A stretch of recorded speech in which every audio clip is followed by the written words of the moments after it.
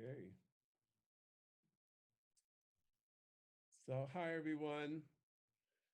My name is Allan Davis, and I'm going to turn it over to the Chair of Africana Studies, Dr. Abul Petrie. I'm very grateful is going to do a short welcome for us and before we get started. So thank you for coming. Okay, certainly, Mark. Thank you for sponsoring and putting on this event today. It's indeed a great honor. So I want to bring greetings on behalf of the Department of Africana Studies. Welcome to this event. We are honored by your presence. The event is one of many events that we're putting on during this month of Black History. The title of this particular event is one that really stands out. It's a timely event. It's on point, and it represents the creative genius of its architects, Mark Davis and Dana King. What this event does is, in the sense of timeliness, sometimes we can do events, but they're not necessarily timely. And in the current climate that we live in, where critical race theory is under attack, and the notion of Black history and teaching it in schools is troubled in this political climate, this particular event speaks to the contemporary needs of today, because it seems like we're certainly headed to a monumental reckoning. And so I'm excited by this event. I'm looking forward to hearing both of our presenters, and we hope that you gain something that you can take back as we prepare for the monumental reckoning that seems to be on point. Thank you, Mark. So much. That was fantastic. Thank you. Thank you very much. So I'm going to build up to introducing Dana King. And I'm first going to share with you, many of you have already seen this, but I want to share with you the video promoting the Friday, June 18th premiere, a presentation of the installation called Monumental Reckoning. It's very powerful, and I'm doing tech duties on my own, so you have to bear with me because I have a lot of screens open. I just scratched my head. You're not supposed to do that in presentations. Here we are. Okay. And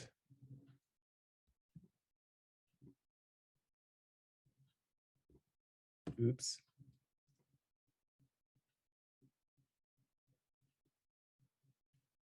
Oh, here we go. Okay.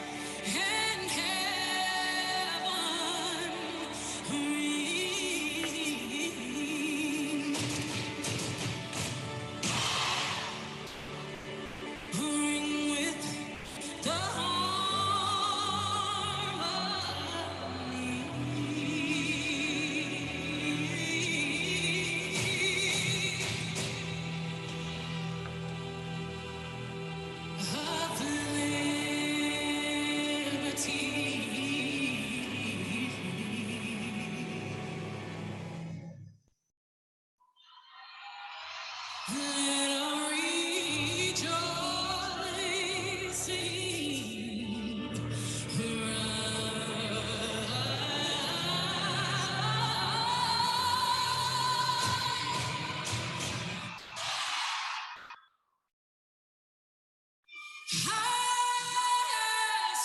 the listening sky,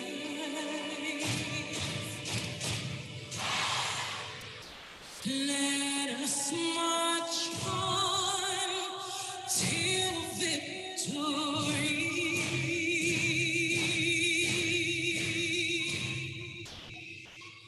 is won.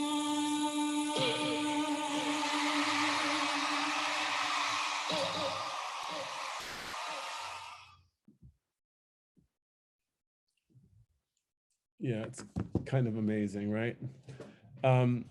So before I proceed to introduce In 1975, Dana I King, recorded an excuse album me, with whoops. a big symphony. I'd like to just talk really quickly about, I was talking to a journalist for the school paper, Golden Gate Express, last night, and one of the questions she had was about the two words that she said she feels in talking with people and friends, and the overall discourse in America, not only with monuments, but also, especially in particular, defunding the police, is what does this mean? And a lot of people have chosen to think of defunding the police as taking away the protections of the police, that people feel like the police are just going to be gone. You know, and this is the propaganda machine in America that is pursuing this agenda where anything that has to do with or taking away is going to leave white people without the white supremacist structures that are inherent with the police and what we're experiencing, especially in 2020, and even now still. The idea of defunding is very confusing for some people because they don't know how to respond to it because they don't understand it. Whereas many of us know, and we're also having a discussion and there's continued discussions all across the country, and especially with Black Lives Matter, in particular in Los Angeles, about the need to have so much police with military grade weapons and trucks and machine guns, et cetera. It's the same thing with decolonizing. People are finding and not understanding that, you know, the word decolonizing isn't necessarily taking away everything that represents whiteness. It's much more inward, and it's much more, well, let me briefly read this. This is Dr. Malana Karenga writing about Black art in his book, Introduction to Africana Studies, talking about Du Bois. He stated that even though Black art has both a personal and universal aspect, these are, quote, combined with a certain group compulsion, meaning that the wishes, thoughts, and experiences of thousands of individuals influence consciously and unconsciously the message of the one who speaks for all. And in any unquote, that's an unquote, excuse me. And that in of itself is, in my view as an artist, and this is what I'm hoping to discuss with Dana King, is decolonization. I use the example of, you have a couple on vacation, a small family, 2 children, husband and wife, and they're visiting the Science Museum. They walk out of the museum, it's dusk at night. They turn to the left and they see projected on top of the Spreckles Temple of Music, Lift Every Voice. And then they turn to the right, and up in front of the Ferris wheel, there's this beautiful installation of 350 Black figures representing 350 slaves. They don't know anything about it, but in that instance, an impact has been made on their lives. A moment has been included in their lives about decolonizing their thoughts. If they're lucky enough and smart enough, they'll go take their children over, and there's a gigantic QR code on the plinth of where Francis Scott Key's statue stood, and they can hopefully scan the QR code. They'll get a whole bunch of information that explains what this installation means. And it's directly or indirectly, and as Dr. Karenga explains through W.E.B. Du Bois, that it's unconscious and conscious at the same time, that they're being revealed to them without any words and discussions about decolonization. They're having a moment where they have a new perspective about something. Maybe they didn't know there was a Black national anthem here in the United States. So these are things that's what to me decolonization means. And it also, which leads me to introducing Dana King, is that she had a vision when she saw that statue being torn down of Francis Scott Key and all that he represented, and his brother-in-law and Andrew Jackson in that time. She saw in her mind's eye, that's what artists do. She envisioned something that expanded into her completely re-engaging that space. And thereby I suggested to her that she had decolonized Golden Gate Park and these institutional representations of a white patriarchal society by infusing it with incredibly powerful art. And something that you can interact with that completely changes the structure of that park, both unconsciously and subconsciously, both consciously and subconsciously. So,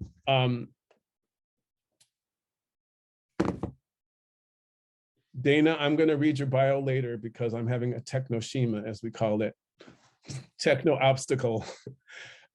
So I'd like to introduce Dana King, who is an astonishing artist and has a very interesting place in this community of the Bay Area in Oakland and San Francisco, and the creator and mind and heart of Monumental Reckoning. So welcome, Dana. Thank you so much for being here. It is my pleasure and honor to be with you all.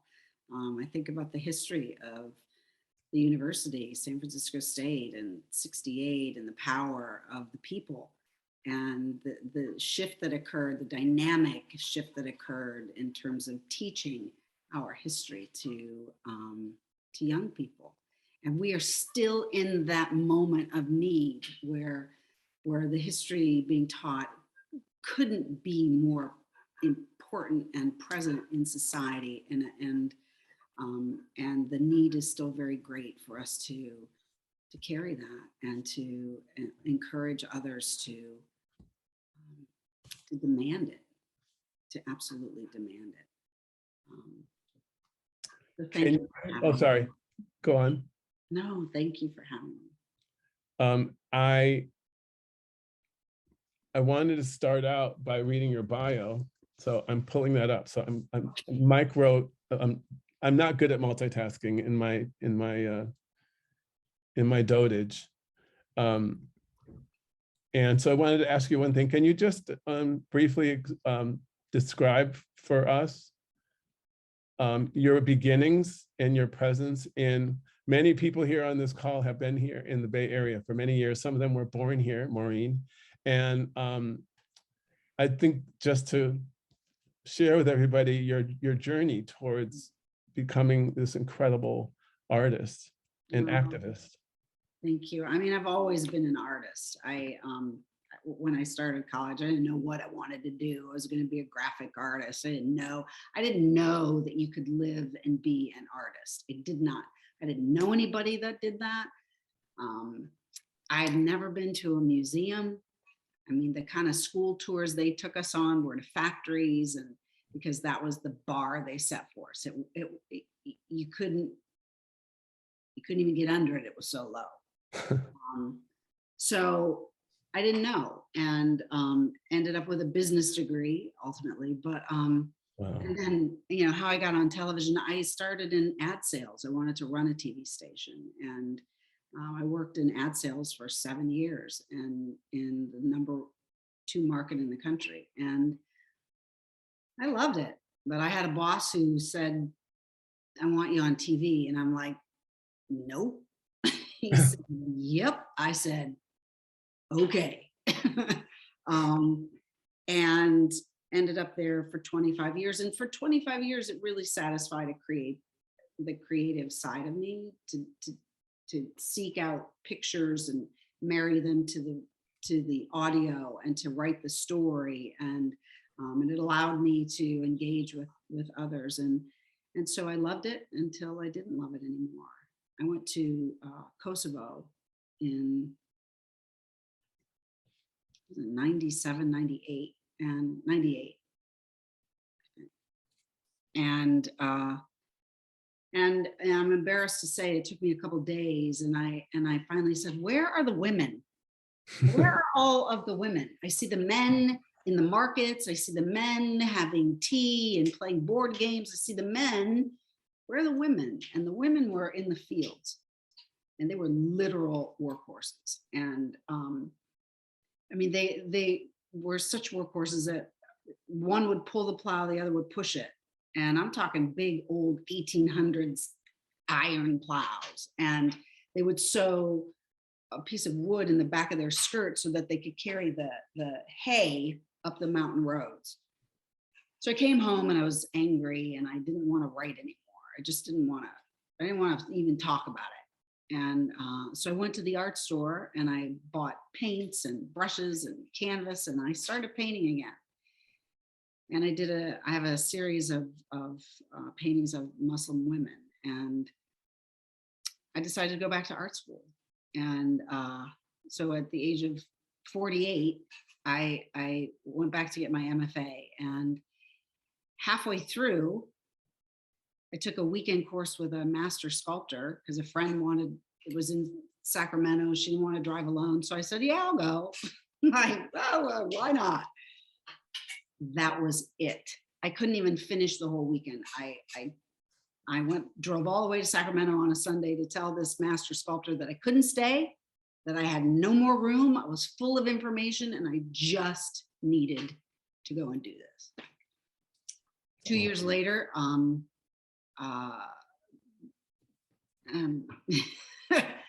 tell you. So this hair is really gray, and TV doesn't want to see that on women. And I was relieved of my duties. What? I know I have an NDA, but I don't really care anymore. Like, who cares? It's been a dozen years. I don't care.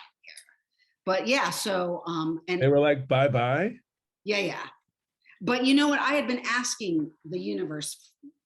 I didn't want to grow old on TV, because I didn't want some man, because I never worked for a woman. 25 years, I never worked for a woman. I didn't want some man saying, you know, Dana, you need to pull this up, and so I always wanted to retire at 50. So it took to 52, but it came, and when that opportunity, and I considered it an opportunity, came, I said yes, because I felt like if I don't say yes, it won't come to pass again. And that's when I started as an artist. And I am represented by a gallery that had no business taking me on as talent, as an artist. And over time, I have evolved into a public artist. I mean, I do have pieces, smaller pieces, but I so believe in public art and the need for that representation, for the need for the story of African descendants to be told in public, because sculpture inhabits space, and space Absolutely. is power. And when Mark said to me, you know, you're decolonizing Golden Gate Park, and it hit me. It's like, there's no art in that park that isn't Eurocentric. And it's a park that sees 2 million plus visitors a year. And the people come from all over the world, and they don't see themselves.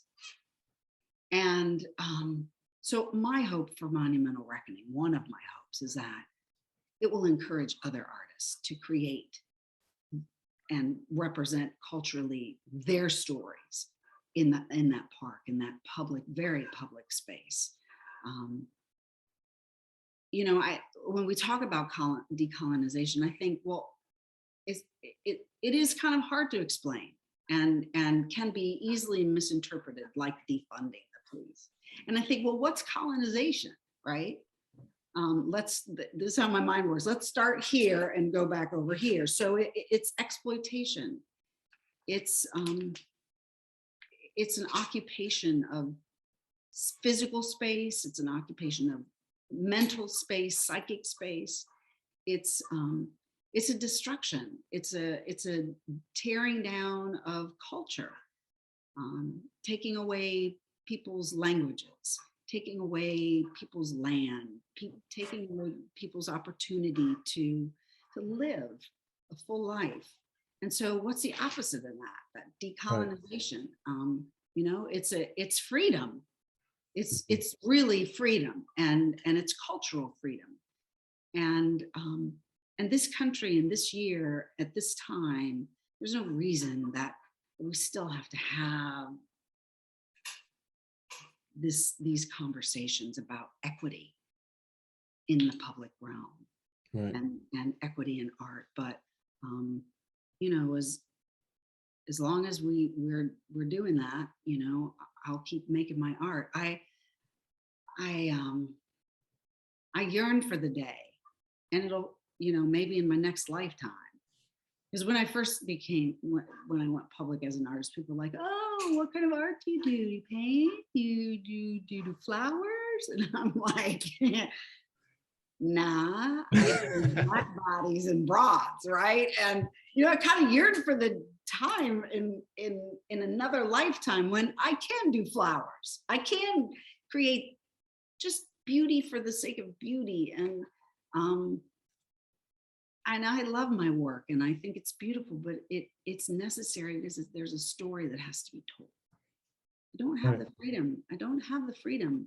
I don't feel like I can take the freedom, the luxury of the freedom to create without a narrative. Right. Can I want to jump in because there's a couple of things you said. I wanted to ask you about how you chose. I want to read something from your I quoted you in a blurb I did for the campus memo, and it's describing you. King writes, art and sculpture rescues everyday Black American heroines and heroes from unjust obscurity, and then ennobles their tenacity and courage through figurative sculpture, recontextualizing a medium often used to elevate Eurocentric and white supremacist statuary. And this is what I wanted to, before you go on, because your work is very expansive, and also because it's so, sculpture is a particular medium where it's just immediately in your environment. There's a concept in Buddhism called Eshofuni. Eshofuni translates into the oneness of life and its environment. And the most basic example I can give, which we all can understand, and it's a pretty basic concept, is that, you know, you've just been in a car accident, it starts raining, and you broke the heel on your shoe, and you lost your paycheck. And then you go to a party that's celebrating, you know, a bridal shower, say, and the bridal shower is happy. It's like the best bridal shower that ever existed. And you walk into that bridal shower in this dreadful, most horrible day mood. What's going to happen? Now, it all depends on the life condition of the individuals. But if this one person's energy and dynamism of his life their life is still low, they're going to walk into that room, and they're going to transform the dynamism and energy of that celebration. But it all depends on the people involved, and there's more factors. But just saying that it's either way, and that's the same thing with sculpture. And I want to just jump in because I want to show you. We already talked about this. I want to show you something that my sister is an artist. She's not a professional artist, but she does a lot of work with enamel. And I'd like to share with everybody, because I'd like your impressions about it, just to bring the conversation to about decolonization, or how your vision, you just talked about your vision, how an artist automatically or almost inherently needs to articulate something or correct it in their vision, to correct something that's just off. Like, you know, you said, I didn't ever see any women, you know. I was, let me pull these up, hold on. So I hope many of you are familiar with the daguerreotypes. 1 second, please. I want to show the originals before I show what my sister did. But in the 19th century, of course, before the Civil War, a scientist by the name of Louis Agassiz took a photographer that had developed daguerreotypes, and it's plate photography, and went to a plantation in South Carolina that he knew, the plantation owner, and took several slaves, photographed them naked. And I just want to give you an example of what they looked like. So here you see, these are examples of it. Now there's more, and they're all more disturbing than the other, and than another one. And my sister Jennifer Davis Carey, who lives in Boston, had an exhibition and presented her artwork. And I'd like to show you those. Come on. Next time I'm going to hire somebody to do this for me. So it makes things go so much smoother. Here we go. So this is what she did. It does enamel work. So she took the daguerreotypes, presented them in the way they were in this other photograph that I showed you, but added clothes, enameled the clothes. And she did several of these, but this is the example. And at the same time, I was teaching in my Black Arts and Humanities class, which is also the subtitle, because there's always colons in academia. It's called Black Arts and Humanities, the Black Body and Human Expression. And we got to scientific racism and Dr. Louis Agassiz. And we looked at these pictures. So when I saw this, I was just this was during the semester as I'm teaching this class. I was so excited because it coincided with, you know, my teaching this same thing. And she just sent it to me out of the blue. She just mailed me, because it was her first exhibit of her work. And this is what I wanted to talk to you about. Is now, this isn't on a scale of sculpture or installations, but still at the same time, it's an object that completely transforms the lives of these people and their ancestors. The woman, the female ancestor of this man, who I believe his name was Denty, she's suing Harvard University, which has used and has these daguerreotypes and has had them for 150 years, longer, I think 160 years. And I just was wondering if you could speak to that, to these images and how you see them in the connection to how you envision your work as well. I was just very moved by them. I was also really impressed. I was like, she's my sister. You should be. It's beautiful work, and she humanizes them. She gives them dignity, right? That was stripped of them every day. She's recontextualizing an art form, photography, that in this case abuses the subject, takes advantage of the subject, harms the subject, right? Forever, right? That Harvard still owns these, won't give them back to their descendants is criminal. Not unusual, but criminal. And right. And she I can only guess that there was a void for her. There was a necessary reason she had to make that, right? To give that father and daughter humanity, and not give it to them, but to help them express their own humanity. Right. And there's so much need. There's just so much need. There's so many incredible stories of our history that that go beyond the typical Black History Month educational theme, you know, of the same 7 people who are great.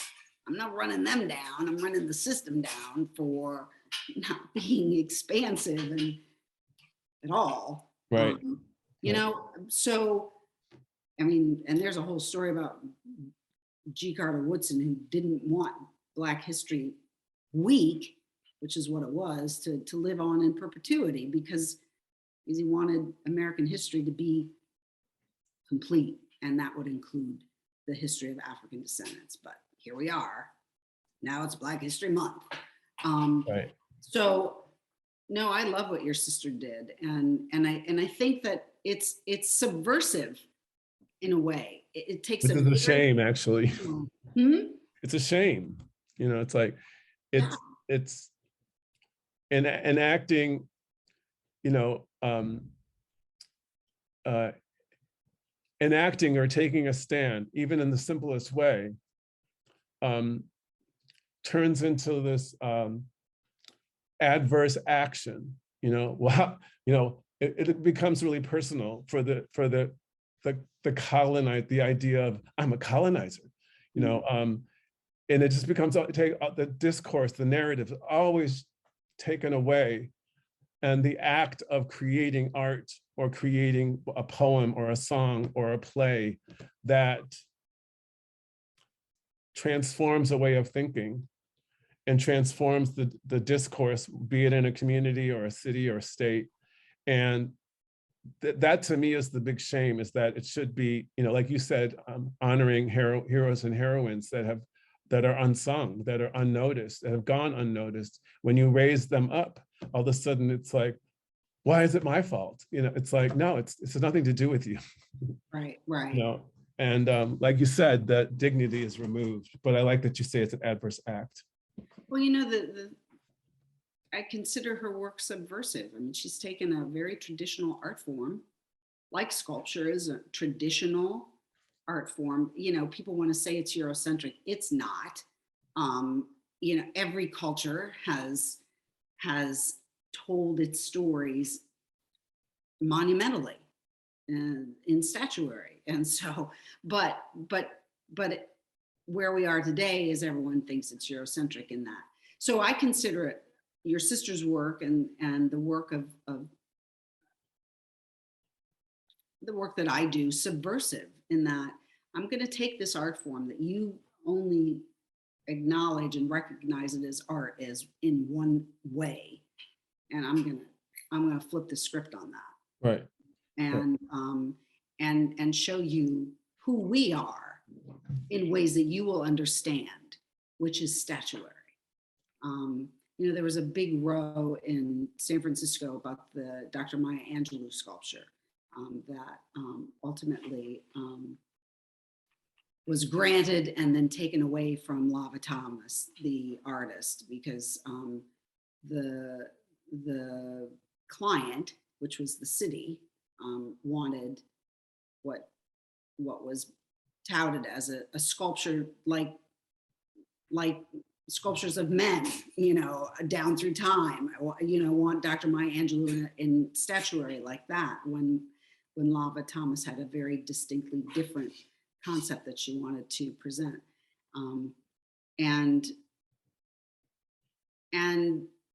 And the shame of it was that here we have an opportunity of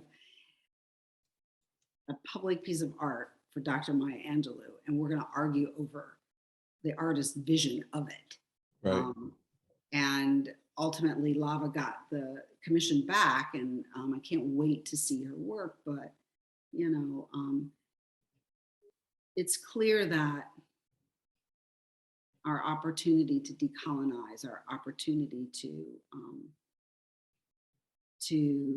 participate in art in an equitable fashion is still restricted by number. Well, we're going to let you all have one while we have 1,000. Right. And the conversation then turns from, well, maybe we shouldn't have statuary anymore, period, because people are fallible, and and ultimately what we find out 100 years, 150 years later is that they were bad people. That's not a reason Oh, to right. have Yeah. statuary. Yeah. Right. It's always this switch in narrative. And can I just wanted, since we're about there, and I was hoping I wanted to ask you about, the beginnings and then the troubles that you had in getting this entire project up and all the things you had to do. One of the things, don't know if there's a lot of students on here, but I know as a producing artist and I'm a theater person, theater director, event guy. This to me is an opportunity. This is my presenting in the best way I can, presenting you as an artist to everyone else is kind of the wing of what I do, because producing theater right now is not so possible for me. It's a whole different kind of animal. But I wanted to bring up, you're working with the museum and also with the mayor, and then the roadblocks you had with Lift Every Voice being projected onto the Spreckles Music Temple of Music. The conflict part. Yeah, it's, there was a permission path that we had to walk. And, the man who commissioned me, Ben Davis from Illuminate the Arts, an entity that provides public art around the city of San Francisco, the Bay Bridge lights, the Pink Triangle, Grace Cathedral lights,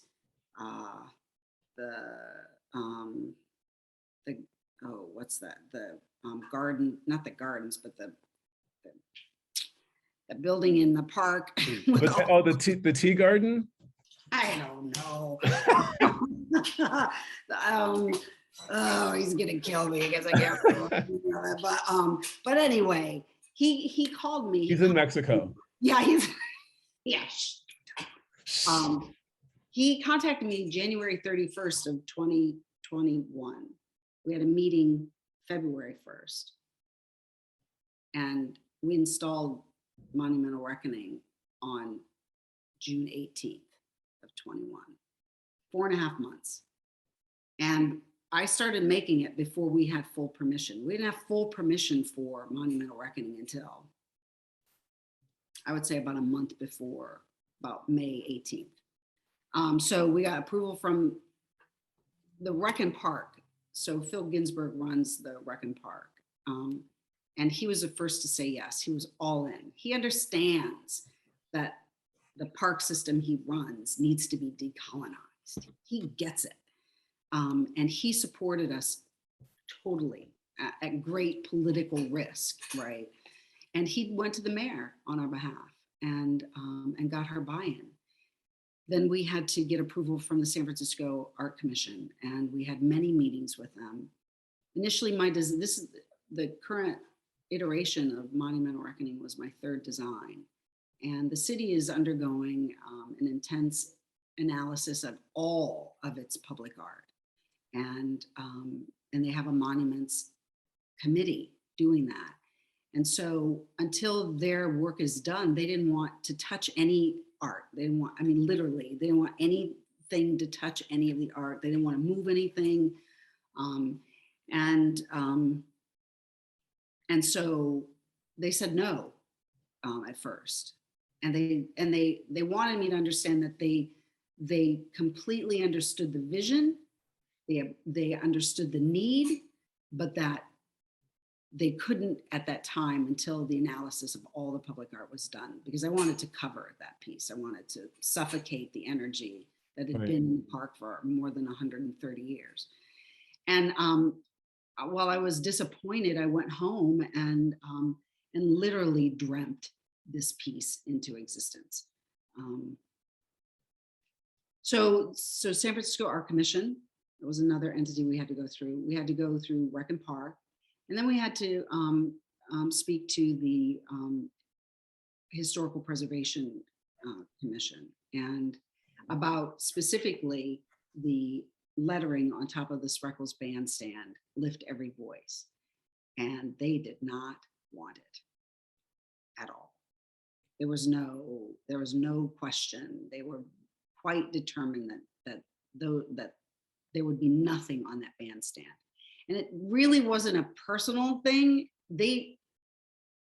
I'm going to say it wasn't a personal thing, that they felt that it was inappropriate and didn't fit with the architectural structure of the building and the intention of the building, when in reality it's pretty ugly up there. It's just empty, and anything up there would have been better than nothing. It's fugly. You can just say it's fugly. It's fugly. And so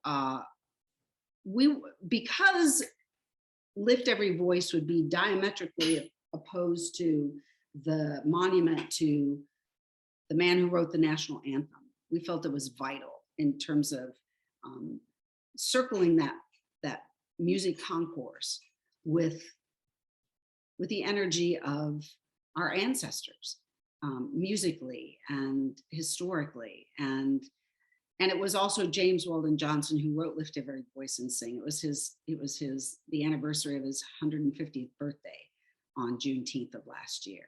And so it just fit so perfectly. And Lift Every Voice is a song about love and unity and freedom. And our national anthem is a song about hate and war and death and colonization.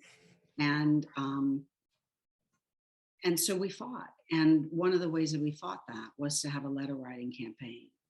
And we had people call in and join the meeting and express why it was important for them to have the words "Lift Every Voice" on the Spreckles bandstand.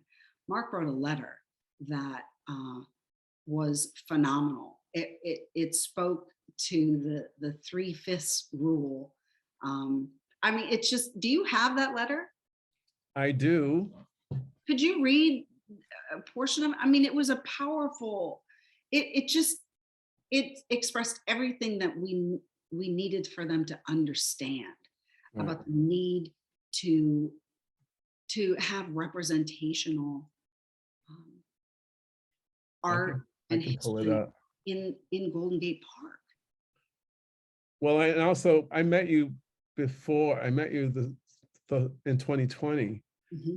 And when you told me about all of this, and then I read the article, and I can't remember, it was San Francisco Gate or the Chronicle, I don't remember, but so anyway, I wrote the commission. I wrote, it's Jonathan Perlman, Lydia So, Kate Black, the Architectural Review Committee, the Historic Preservation. Anyway, I was just like, anyway, I'll just read you the letter.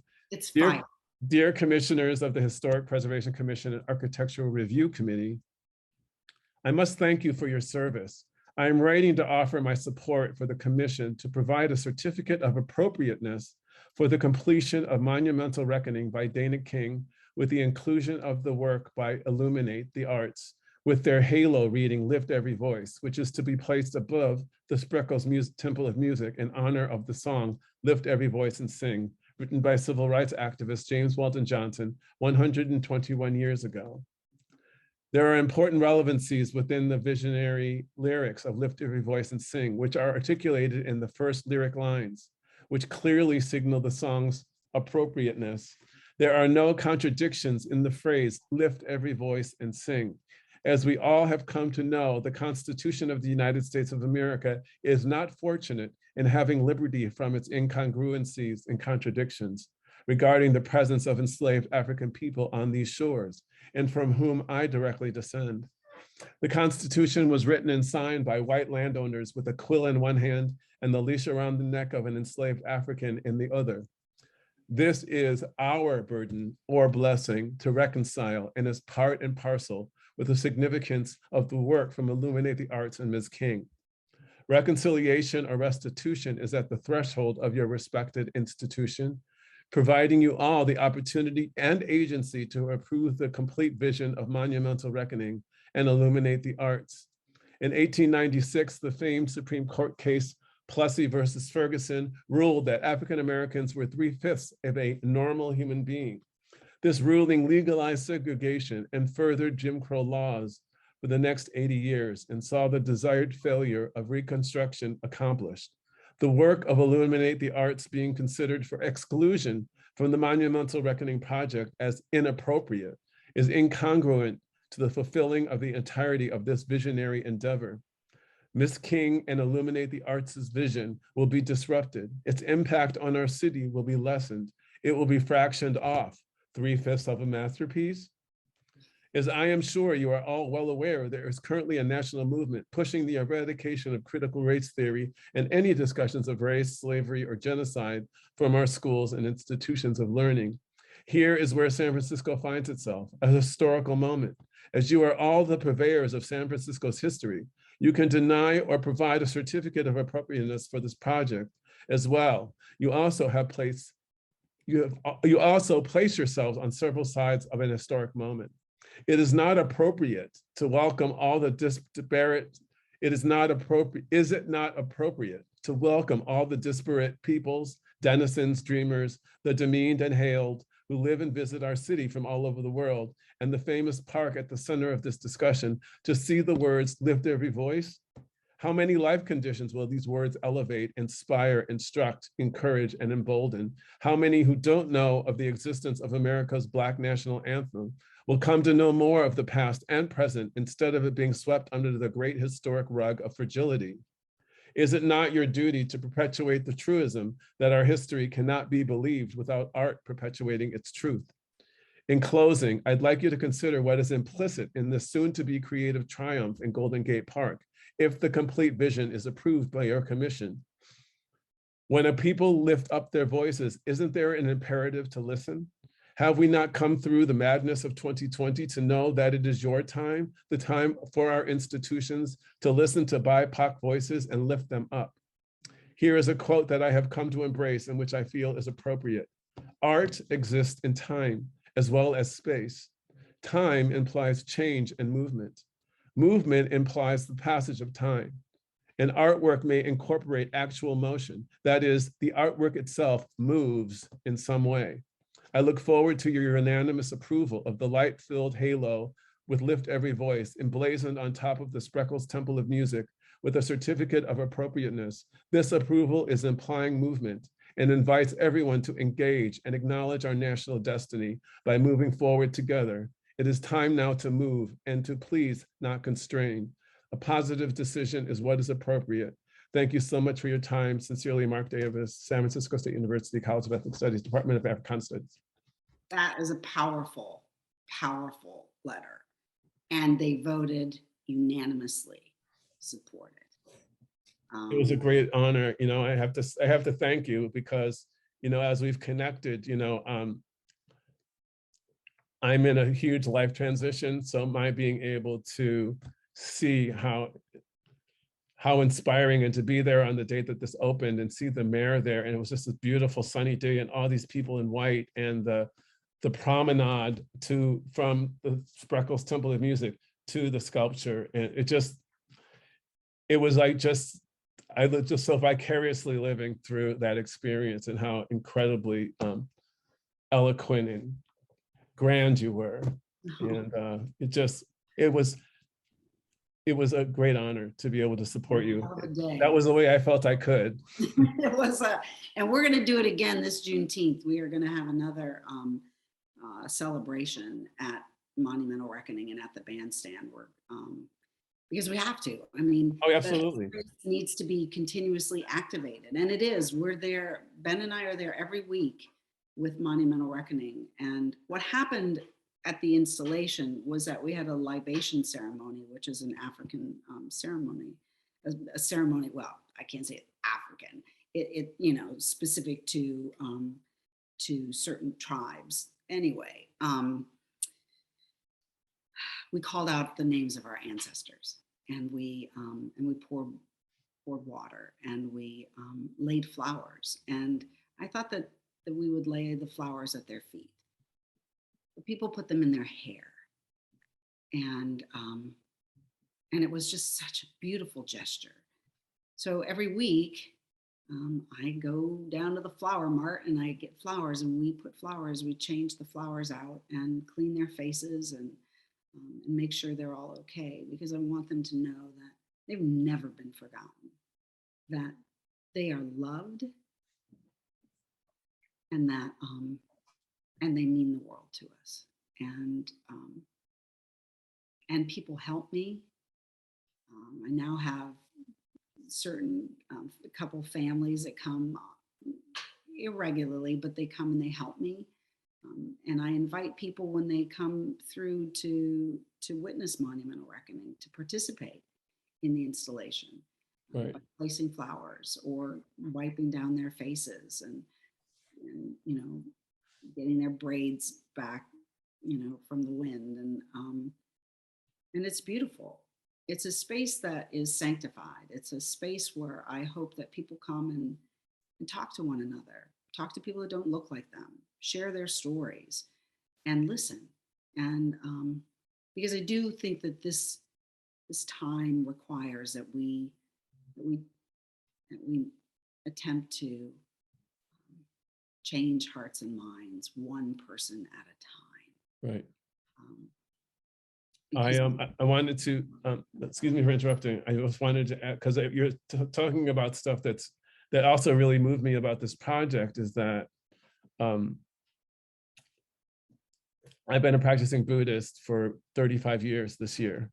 And one of the things that I made a determination to try to understand, especially in the last couple of years, was this legacy of trauma. You know, that's also, I'm learning and listening and reading and seeing all kinds of authors speaking out about, you know, the chain of trauma, and really deeply trying to understand it in my own family. I'm only I'm the third generation from slavery. My father would be 102 this year. Mhm. And my, so one of the things that I've had to reconcile is I wouldn't be here if it wasn't for slavery. And like, I really understand, like, I know my father suddenly, you know, maybe a month or two before he died, started elaborating on his grandfather. Hmm. And I know where he was born. I know the year he was born. And I know he was 17. So he was 18 well, he was 15 when emancipation happened, but he didn't know, of course, he was in Mississippi. So, but when he found out, he was 18 years old. And so, of course, you try to fathom and understand through the stories that are available to us in film and television and books about slave narratives, that I could never comprehend what happened to him. But I still have to reconcile the fact that if it wasn't for slavery and the brutality of slavery, I wouldn't exist. That's right. So while I honor that, and have taken a lot of time in my reflecting and meditation and dealing with my family and talking to my sister, well, both of my sisters, about, you know, our own family stuff, because we all have it in some ways, but to really address it so that I can become happy, that the whole goal, the freedom that you were talking about in art and in work, for me, it's working in theater, it's total collaboration. You know, it's working with the costume designers and set designers and the actors and helping them and getting through and finding places of their creative growth. And in a way, that's why I feel so connected to you, because, you know, you have to do the same types of things to present your art, and then the care that you're able to give it. And my point is that we've talked about this, and now I think of it more as a longer term organic mission to codify what it means to commune with the ancestors. It's not just for descendants of slavery. It's also for everyone, especially in this time, to how I want to, you know, based on my inspirations from Dr. Petrie and all the incredible work he's doing with about Elijah Muhammad, and finding out all these transitions in and pathways forward in terms of really not just understanding our history, but understanding what do we need to do when we go to monumental reckoning to the act of communing. Like you said, this family comes back on occasion and helps you. Yeah. Because there's something inherent about remembering and believing in. It's not just remembering all the terrible things that happened to us by those people. It's not that. It's about how do we, I'm here, I'm being who I am because of them. And it goes on and on and on. How do I commune with that thought? The inspiration of monumental reckoning is for us all to reconcile who we are and to connect to those people, whether they're my ancestors or not. I only go back to 1847, and I'm lucky. Right. You know, that's why the faces of the ancestors don't have faces. That's why when you look at them, you're not looking at someone. You're looking at yourself, basically. You're looking into this depth of Blackness. And that was really important. That, I mean, initially I thought I was going to create them with like a mask face. And, but I'm like, well, what mask? Who does this represent? And I really feel like everyone who comes there can look into their faces and reach back into their own story, because there's oppression in all of our stories, right? Mm-hmm. In matters of degree and in periods of time. None of us have escaped the trauma of harm, of being human. And you know, Maya says, Dr. Maya Angelou says, you know, that we are our ancestors' wildest dreams. And that's what gives me hope. I don't know where my people come from. My great-grandparents were enslaved. And my dad was born in 1918, right? So his father was born in the 1830s. I mean, so it's not that far removed from us. And yet we're supposed to just forget about it because it is so long ago, right? But it's not to be forgotten. And it's not to not be forgotten because it was so horrible, but it's to not be forgotten because they survived so that we could survive and thrive. And that's the message always to me, that yes, it was a horrible construct. It was an unspeakable time. But the people that survived it are the reason we're here. Right. And I have a responsibility to lift them all up in the work that I do every day. And I don't even know who they are.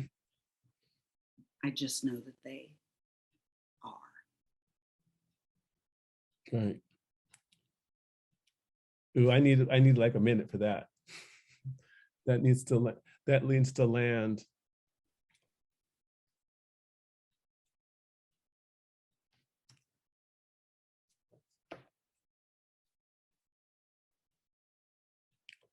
If I wait too long, I'll get really emotional. So it's funny because I wrote down in my list of trying to keep this as organized as I could, I wrote down your inspirations and mentors, but I just realized you are an inspiration and a mentor.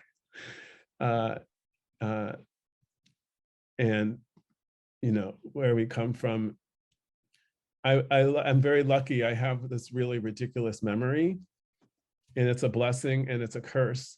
But I was always really curious with my mother, especially because she loved sharing with her.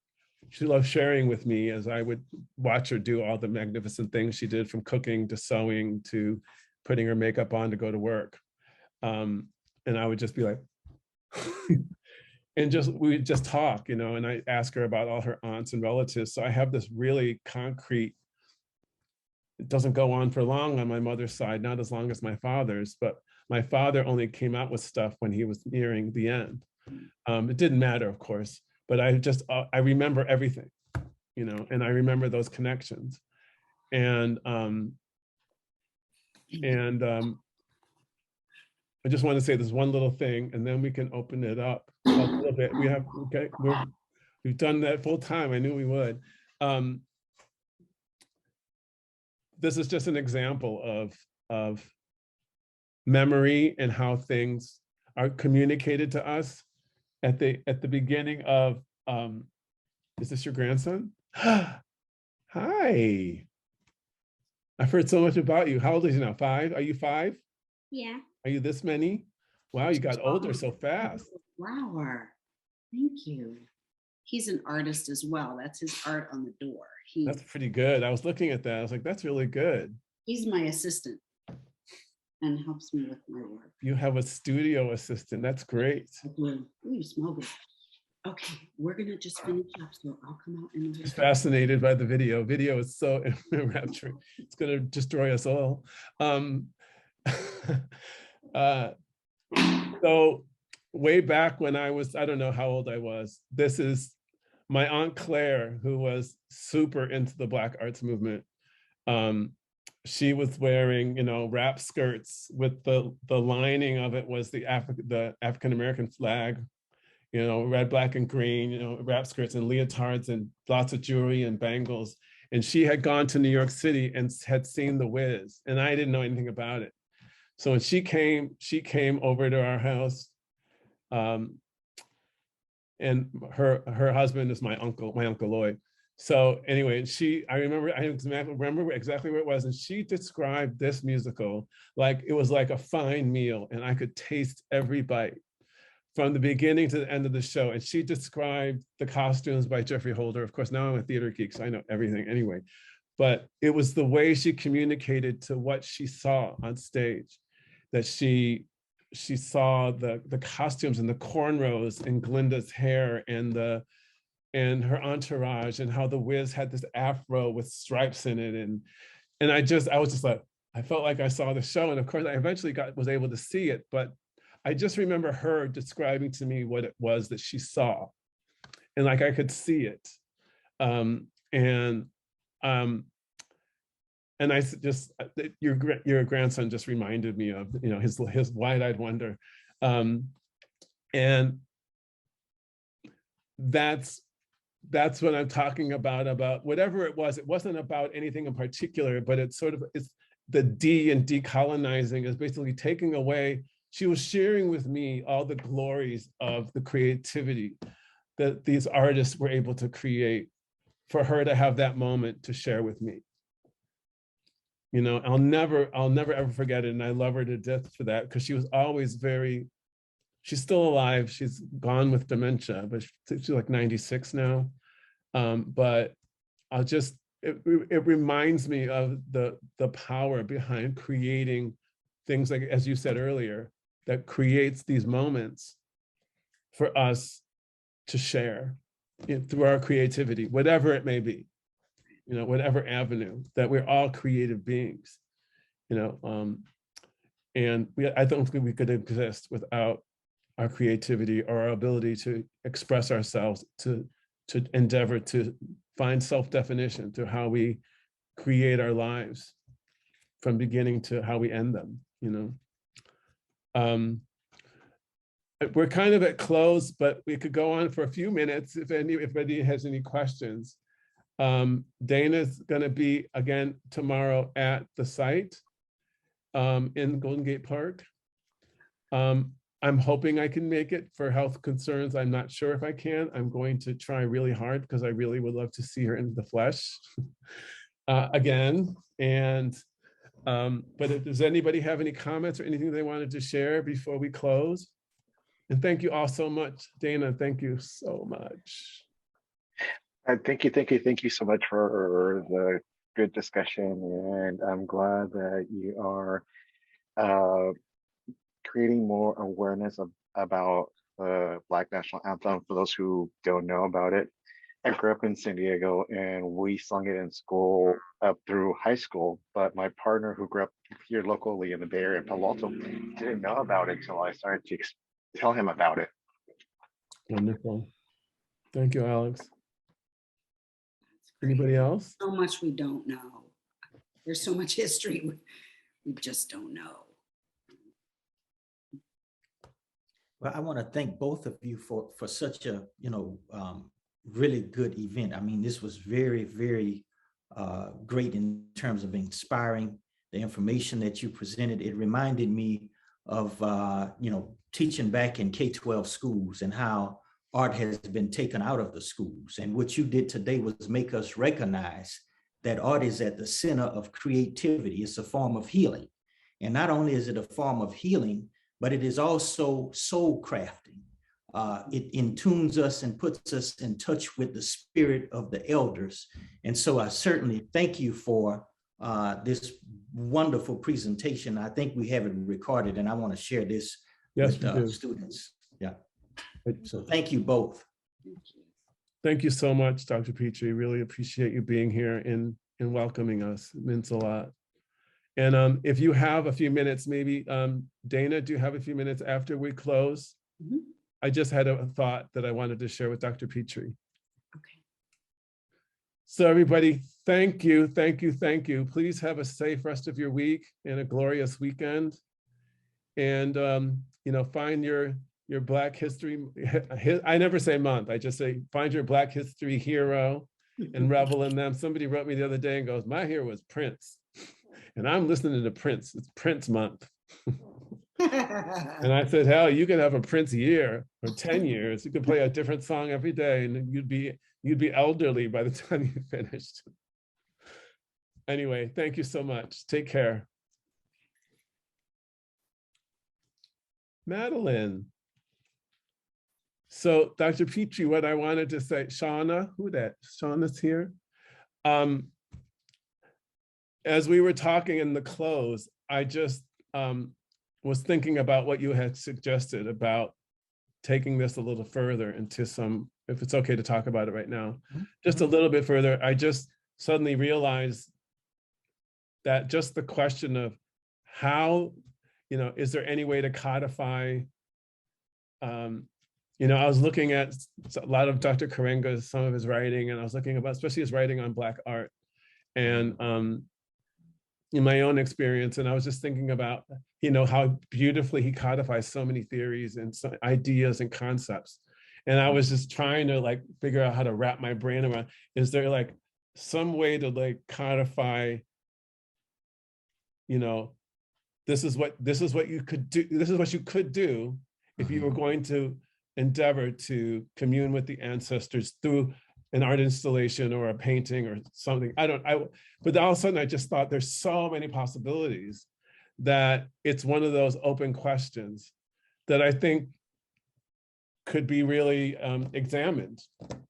Everything that you were saying at the end there, Dana, I was just really thrilled with the idea of you can't really create a codification of how one would do that because it's so expansive and huge. But I think therein lies the articulation. It's not just an idea that you can go 1, 2, 3, but just in the actions of those people that you were talking about coming and helping you, or people put flowers in the dreadlocks of the sculptures.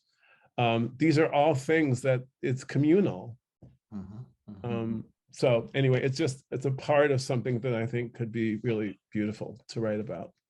Yeah, and I was going to say, I was thinking that, just the whole theme itself could probably be a book project, that you have different chapters in that particular book that really speak to the themes that you all were talking about today. And I think from there, it's an extension not only to the university and students in the university, but it's an extension to persons who work in K-12 settings and students in K-12 settings. So depending on how you want to frame it, because what I see just listening to the conversation today is that school in many cases is more of a prison for students. And so these kinds of conversations, they never engage in art, even though they have this propensity for art. It's not a part of the core. It's not a part of what they do in schools because they're testing as a form of business. And so I think what you've laid out today has a lot of possibility, in particular for healing in our communities as well. Because again, art is a form of healing. When you're able to kind of visualize and put this, we sing spirituals, that's a form of releasing the pain that we experience. So again, I think you have a really good theme, and it speaks to really where we are in terms of a monumental reckoning that seems to be on the way. It's here. Yeah. It arrived. No, no, it's also great to think about. So as there's so much going on right now, and as we get through the month, then the semester, well, this is week 4 already of the semester. Yeah, and so I have this, this project I'm trying to get, Done right. Yeah. steps moving forward, even trying to figure out what it is really. But Yeah, we can I always love this circle idea. back. We can talk some more about it. Absolutely. I hope we can talk some more about it because I'm just thrilled. And then I'm going to say one thing, and I'll let you all go.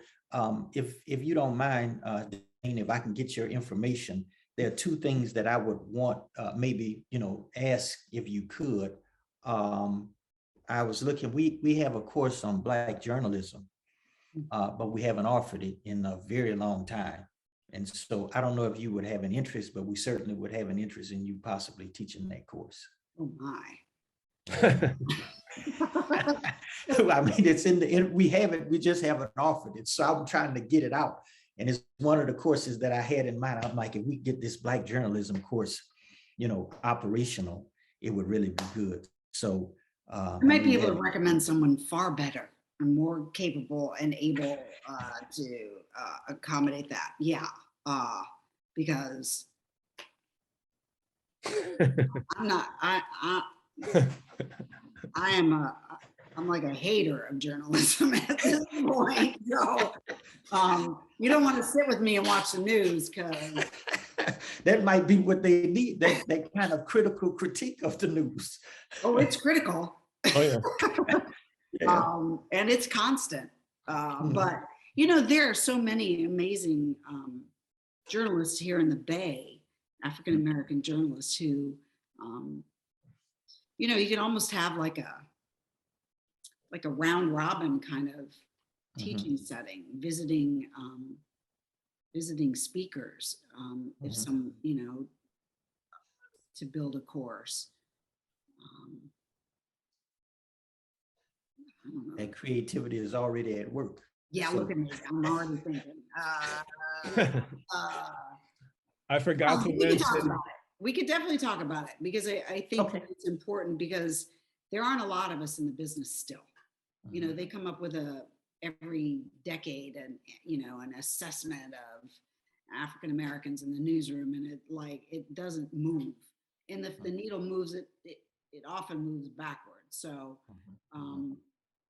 yeah, it's crucial. It's absolutely crucial that our voices be in a newsroom and not just on the air, but behind the scenes and as producers and managers and executive directors and running TV stations.